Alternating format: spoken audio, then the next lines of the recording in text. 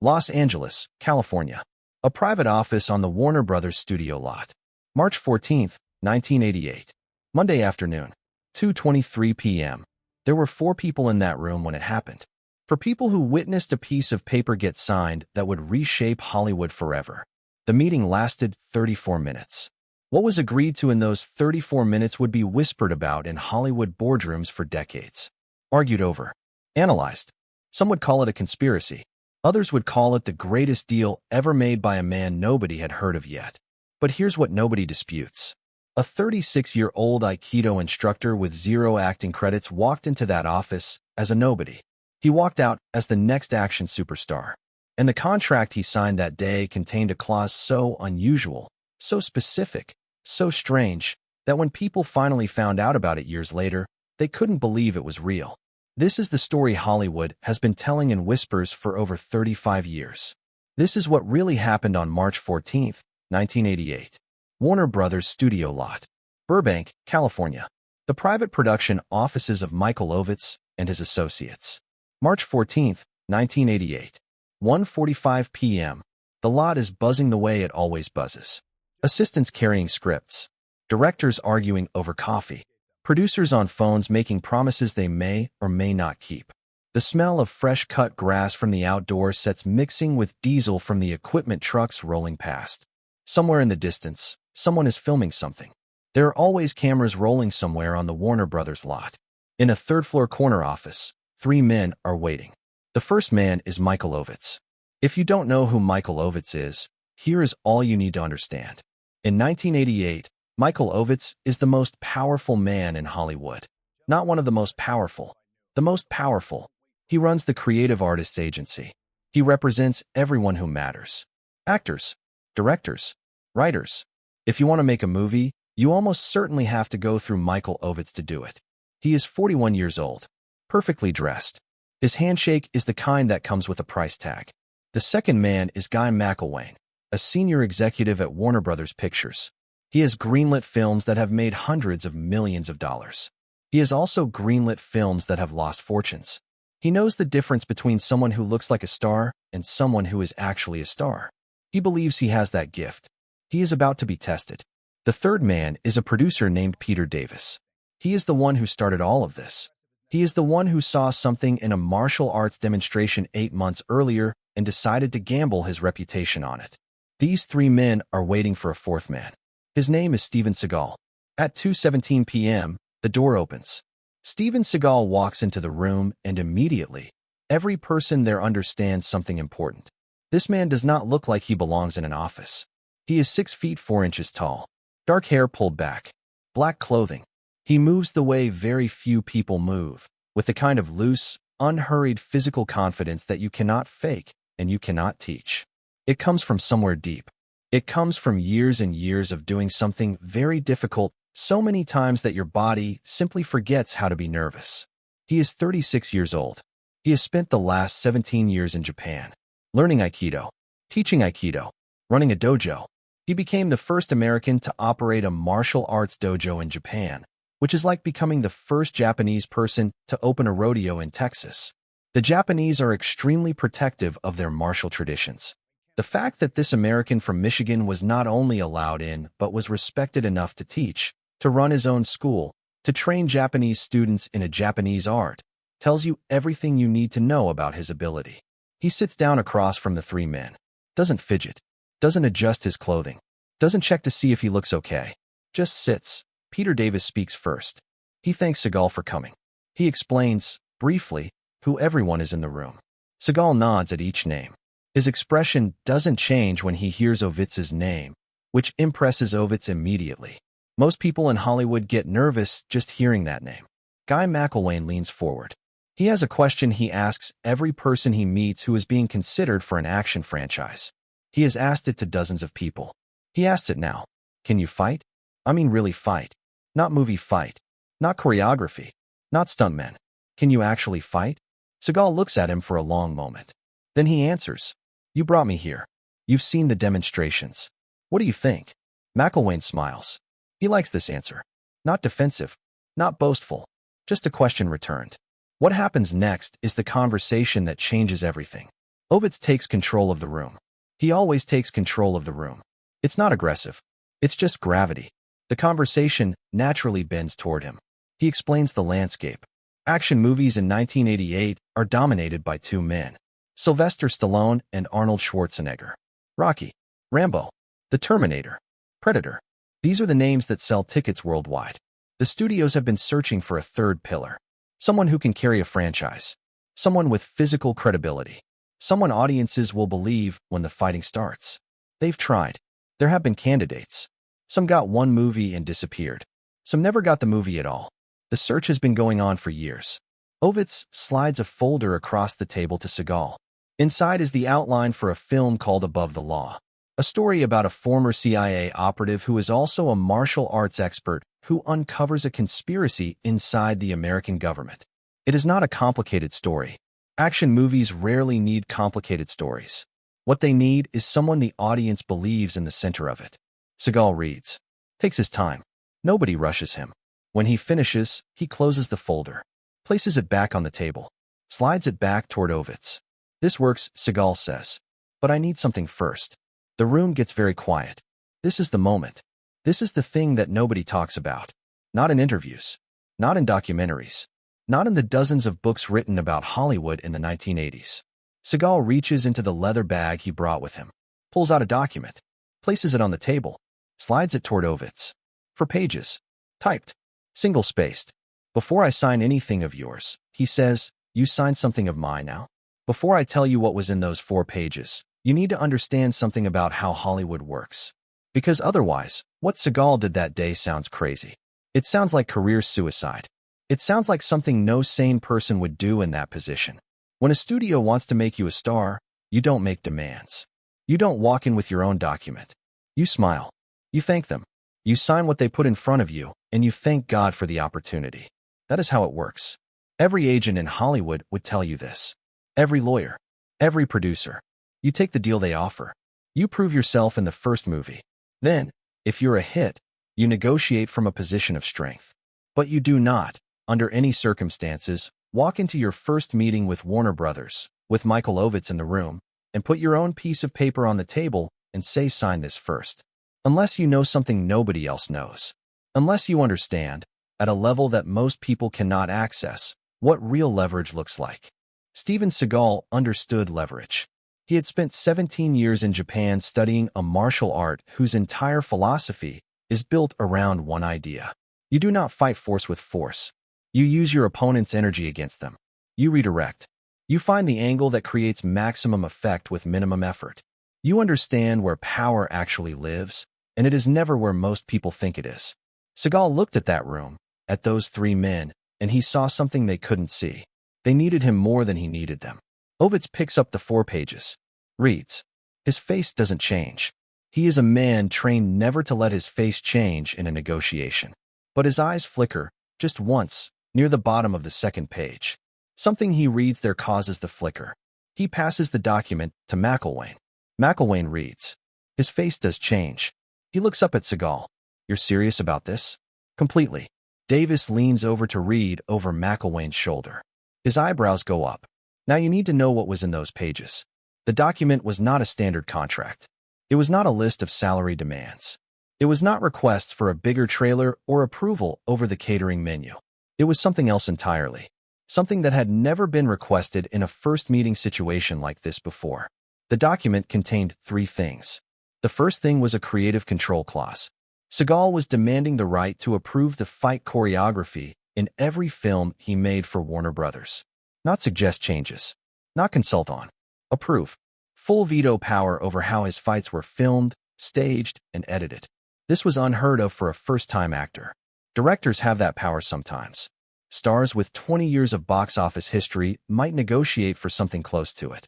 But a man who had never appeared in a single professional film? Demanding fight choreography approval? It was audacious to the point of being almost funny. The second thing was what McElwain's eyes had flickered at on the 2nd page. A clause stipulating that in any film Seagal appeared in under this agreement, no stunt double would be used for any sequence involving hand-to-hand combat.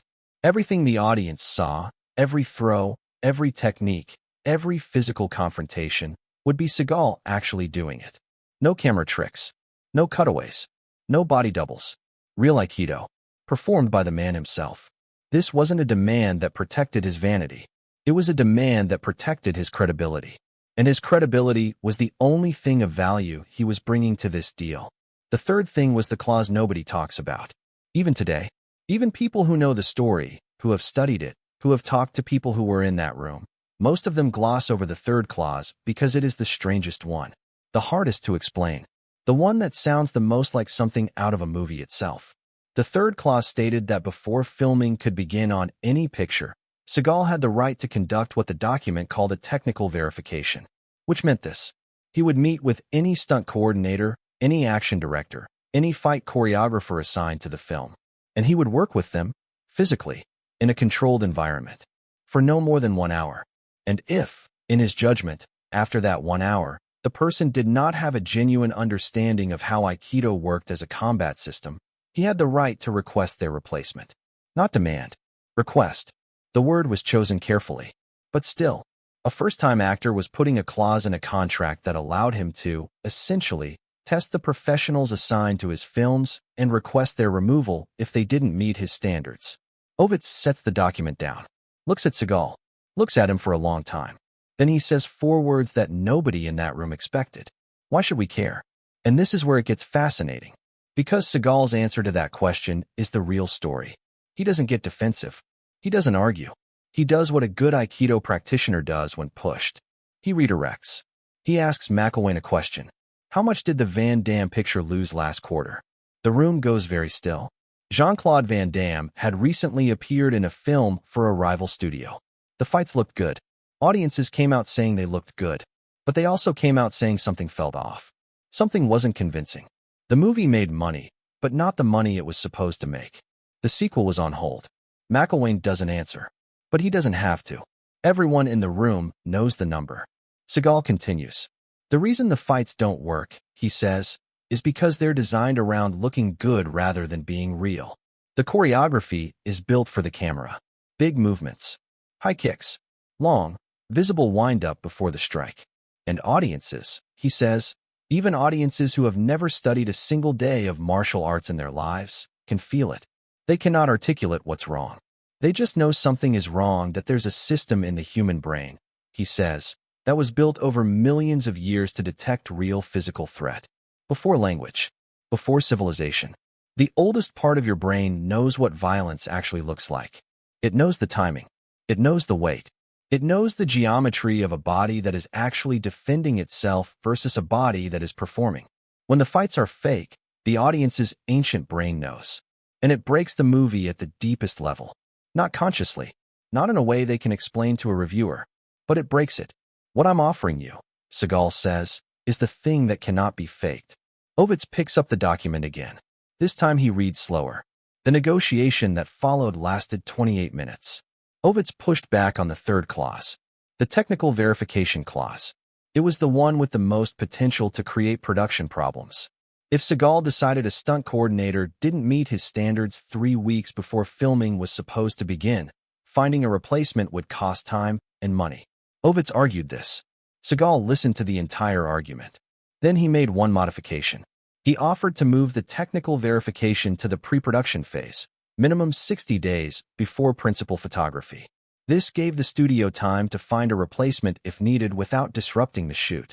He also agreed to limit his replacement request to 1 per production. 1 coordinator, 1 time. After that, he would work with whoever the studio assigned. The modification was reasonable. Ovitz knew it was reasonable. He could have argued more. But he is a man who understands when a position has fundamental strength behind it, and he recognized this position had it. He picked up a pen. Signed. McElwain signed. Davis signed. Then Seagal signed the Warner Brothers deal. The meeting ended at 2:57 p.m., 34 minutes. Seagal walked out with a signed agreement that no first-time actor had ever secured before and has likely never secured since. Above the Law was filmed later that year. It was released in April of 1988. You need to understand what happened when people watched it, because the reaction was different. Different from other action movies. Reviewers struggled to explain why. Audiences struggled to explain why. The fights were not the biggest fights ever put on screen. The stunts were not the most spectacular. The production budget was not extraordinary, but something worked in a way that was hard to name. Roger Ebert, reviewing the film, wrote that Seagal's fight scenes had an unusual quality of authenticity. He noted the economy of movement, the lack of wasted motion, the fact that confrontations ended quickly and without the theatrical build-up that was standard in the genre. He said it felt less like choreography and more like watching someone who simply knew how to do this. Ebert was not wrong. He was just describing, without knowing the contract, exactly what the contract had been designed to produce. Seagal had signed away nothing and guaranteed everything. The first clause, the fight approval clause, meant that every technique on screen was one he had personally verified could work. No spinning back kicks that would get a person killed in a real confrontation. No movie moves. Real Aikido applied to film. The second clause, the no stunt double clause, meant that audiences were genuinely watching a man who could do this. When Seagal threw someone, the person was thrown. When he applied a joint lock, the joint was actually being locked. The stunt performers working opposite him knew he was real. They behaved accordingly. The camera caught that truth. The third clause, the technical verification clause, meant that every coordinator and director he worked with in those years had been, in some sense, vetted, had sat across from him in a room and worked through material and come out of it understanding what they were actually dealing with. This changed the conversations on set, changed what was possible, changed what ended up on screen. Above the Law made $14.7 million in its opening weekend. For a film with no major stars and a first-time lead, this was extraordinary. Warner Brothers immediately began development on the follow-up. The contract didn't stay secret forever. Nothing does in Hollywood. By 1990, when Hard to Kill and Marked for Death had both performed, when Seagal had established himself as one of the most reliable box office performers in the action genre, people started asking questions. His fights were demonstrably different from anyone else's. Stunt coordinators who worked with him talked about it. They said working with Seagal was unlike working with any other action star because the techniques he was using were fully functional. You couldn't fake the response to them. If he applied a wrist lock correctly, your body responded correctly, whether you wanted it to or not. You couldn't act your way through it. You had to actually go with it. This was captured on camera, and it read as real because it was real. One coordinator, speaking anonymously to a trade publication in 1992, described the technical verification session he'd had with Seagal before joining a production. He said he had walked into the gym thinking it would be a formality, a meet and greet dressed up as a working session. He said he walked out 2 hours later having had his entire understanding of what film fighting could be completely revised. He said Seagal had shown him 3 things in that session. First, how slow most movie fighting actually was compared to real confrontation. Second, how the camera could be positioned to capture real speed and real technique without sacrificing visibility for the audience. Third, and most importantly, how the reaction of a trained person to a genuine technique was completely different from the reaction of a person pretending to be hurt, and how audiences, unconsciously, could always tell the difference.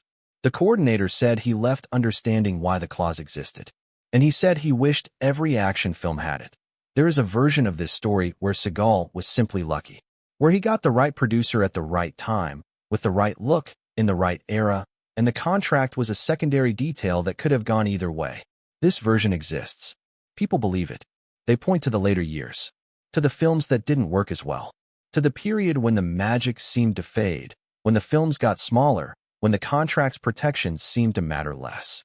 They use this as evidence that it was always about timing and market conditions and had nothing to do with a piece of paper signed in a third-floor office in Burbank. But consider something. The contract clause that Ovitz almost didn't sign, the technical verification clause, the strange one, the one that sounds the most like a man being difficult rather than being strategic, that clause produced something measurable. It produced a series of films in which the physical confrontations worked in a way they hadn't worked before in the genre. It produced a template. After Seagal, other action stars began quietly negotiating for more control over their fight sequences. The language of authenticity entered the conversation in ways it hadn't before. Studios began paying more attention to whether their action stars had genuine physical skills or were entirely dependent on camera angles and editing. The clause was copied.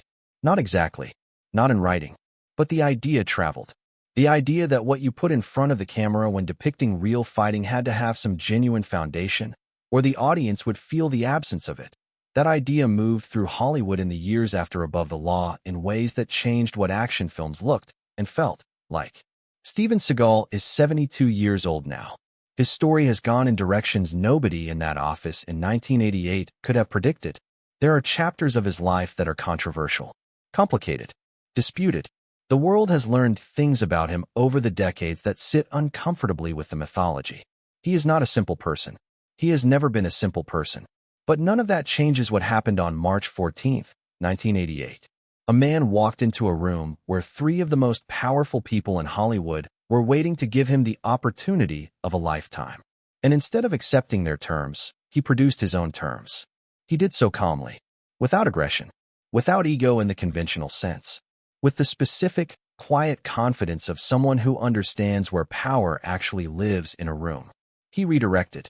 He used their momentum, their need, their urgency against them. The way a good Aikido practitioner uses a larger opponent's forward lunge to control the outcome without ever meeting force with force.